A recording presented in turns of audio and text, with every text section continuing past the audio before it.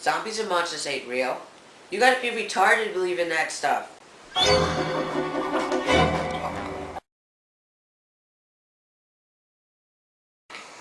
I don't get it.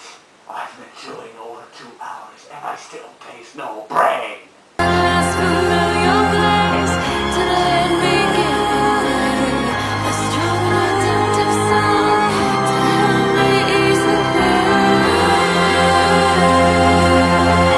That night, Jeffrey sat in his car outside the house of the man he had been sent to kill. He stared at the windows and the front door, tensing occasionally whenever a shadow passed behind the curtains or an upstairs light clicked on or off. He opened his packet of cigarettes and lit one from the one he'd been smoking. What did he have to lose? Lung cancer was the least of his worries. He was dead already.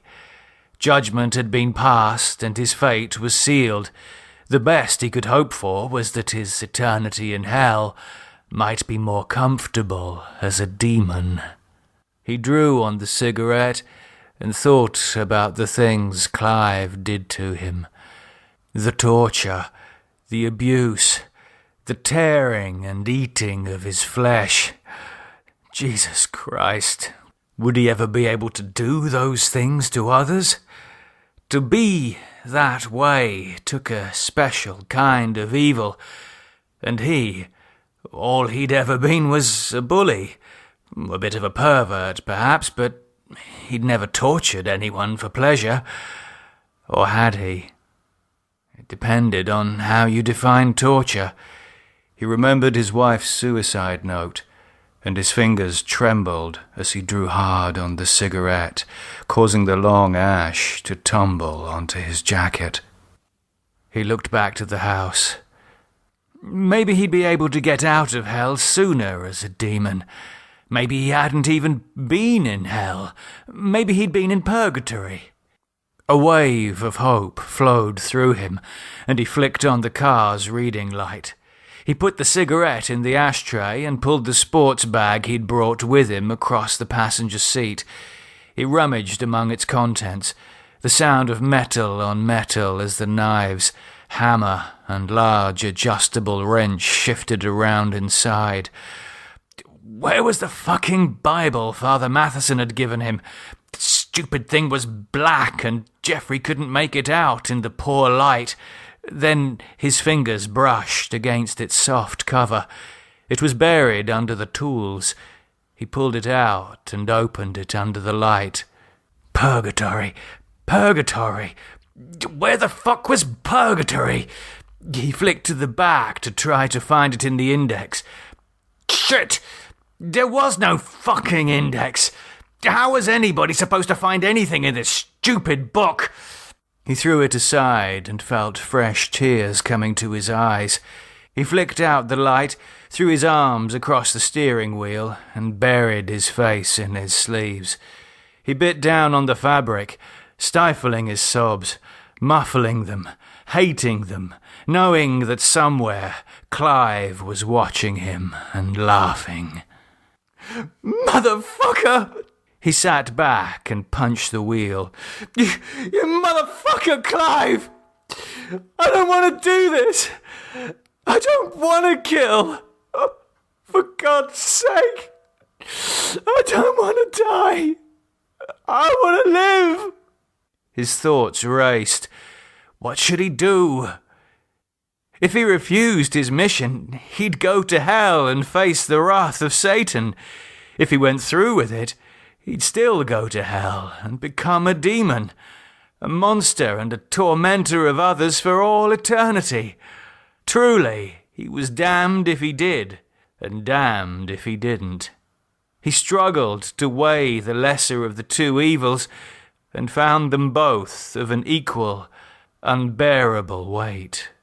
A light went out in the front room of the house, and Jeffrey's seething anxieties were silenced as his whole attention shifted to the front door. It had a pane of rippled glass set in the centre, and through it he could see the silhouetted shadows of the occupants as they passed. First one, then another, on their way upstairs. The children had been put to bed hours ago, so this had to be the man and his wife going to bed. This was it. A bedroom light went on upstairs. Geoffrey opened the bag and considered its contents. He knew it would be impossible to bludgeon the man without waking his wife, so perhaps he should use a large knife. He could place a hand over the man's mouth and slit his throat, quickly and quietly. No, he'd fight. The woman would wake up. Then he remembered. It didn't matter. When the man died, so would he. He'd die and go straight to hell, though, as Clive had said, in triumph. He reached into the bag and took out the hammer, feeling its weight and heft. Yes, it would be very quick. He turned back to the window and watched the light go out. How long should he wait? Half an hour? An hour? He put the hammer back in the bag and lit another cigarette. He opened the glove compartment and took out the bottle of whiskey he'd brought along to steady his nerves.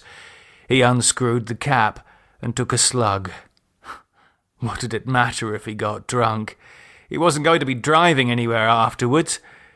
He looked at the glowing clock on the dashboard. It was 11:45. He'd give them 3/4 of an hour. Then he'd do it.